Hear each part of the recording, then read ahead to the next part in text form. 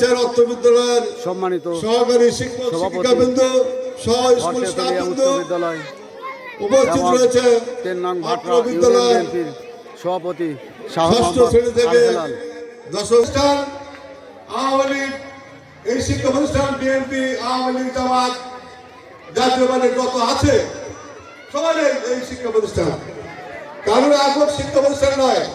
কাজেই আমার আহ্বান থাকবে আমাদের এই শিক্ষা প্রতিষ্ঠান নিয়ে কেউ নোংরামি করবেন না, অর্থাৎ আমরা সবাই সহযোগিতা করব। আপনারা দেখেছেন গত 16 বছর বিএনপি হয়েছি, আমার মধ্যে কোনো হিংসা নাই, কারণ আমার চিন্তাধারা আমাদের একটা স্কুল অনেক ত্যাগের বিনিময়ে প্রতিষ্ঠিত হয়েছে।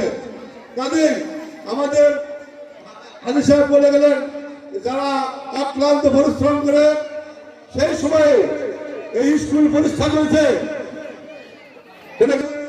এবং অক্লান্ত পরিশ্রম করে আমাদের স্কুল প্রতিষ্ঠা করেছেন এবং যারা সহযোগিতা করেছেন, যারা মৃত্যুবরণ করেছে তাদের আত্মার মাগফিরাত কামনা করছি এবং যারা বেঁচে আছেন তাদের আমরা দোয়া করছি তার সুস্থ হওয়ার জীবন।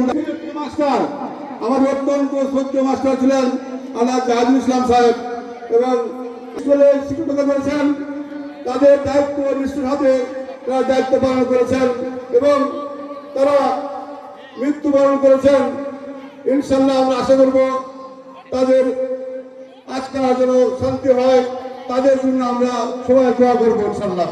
যারা এই স্কুলের জন্য অক্লান্ত পরিশ্রম করে গেছেন, যারা আমাদের শিক্ষার আলো জ্বালিয়ে গেছেন এবং আমাদের শিক্ষার্থীদের পাঠদান দিয়ে গেছেন। কাজে আমরা বলবো, কাজে আমার আহ্বান থাকবে আপনারা সবাই, আমি সভাপতি থাকি বা না থাকি, যে কেউ সভাপতি হতে পারে। 16 বছর হলে আমি সভাপতি নাই, সহযোগিতা করেছি, আমার দিক থেকে যতটুকু পারে সহযোগ করেছে। আমরা মারা যাবো কিন্তু স্কুল থাকবে এবং আমাদের ভবিষ্যৎ প্রজন্ম, আমাদের ছেলে মেয়ে, আমাদের নাতি বুদ্ধি আছে যারা কেউ ইচ্ছে করলেই পারবে। এখন একটা হাই স্কুল করা তো সম্ভব না, কারণ মাত্র 6টা স্কুল, 9টা ওয়ার্ড, ওটা 3টে ওয়ার্ড বাকি আছে হাই স্কুল নাকি। কাজেই স্কুল থাকলে মানুষ কিন্তু দাঁত থাকে, দাঁতের মর্যাদা বোঝা নাকি।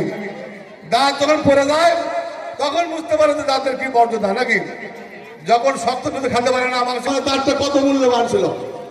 কাজে আমাদের যে বাচ্চা কাচ্চারা এখানে নিজের বাড়ি থেকে বিনা খরচি হতো, আমাদের এবার পারতো না, কিন্তু আমাদের কিন্তু শিক্ষার্থী কমে যেত, সরে যেত।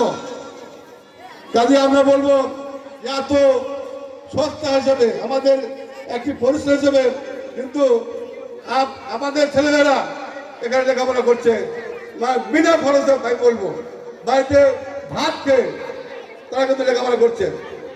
কাজে আমি বলবো যে কোনো দ্বন্দ্ব নাই, আমরা সবাই ইনশাল্লাহ যার জায়গা থেকে যে শিক্ষা হলো জাতির মেরুদণ্ড। তবে আমি বলবো শুধু সার্টিফিকেট পাওয়ার জন্য না, জ্ঞান অর্জন করতে, শুধু আমি সার্টিফিকেট নেওয়ার জন্য কিন্তু আমি লেখাপড়া করতে আসি না। আমার মেধার বিকাশ করতে হবে, জ্ঞান অর্জন করতে হবে, তাহলেই আমি আমার পরিবার সহ এলাকার দেশের মুখ উজ্জ্বল করতে পারবো। কাজেই আমাদের মধ্যে, আমি জানি আমাদের সবার মধ্যে মেধা আছে, তাই এই মেধাকে বিকশিত করতে হলে অবশ্যই লেখাপড়ার বিকল্প কিছু নাই। অবশ্যই দিন রাত থেকে যদি আমি লেখাপড়া করি তাহলে আমি জানতে পারবো, তাহলে কিন্তু আমার মেধা এবং মরণ দুটোই কিন্তু উন্নত হবে। তাই আমি বলবো যে আমাদেরকে মেধার জন্য মেধা বিকশিত করতে হলে আমাদের লেখাপড়া ঠিক মতো করতে হবে। এই যে টাচ মোবাইল কিন্তু লেখাপড়া সবচেয়ে বড় শত্রু এখন, এটা আগে ছিল না।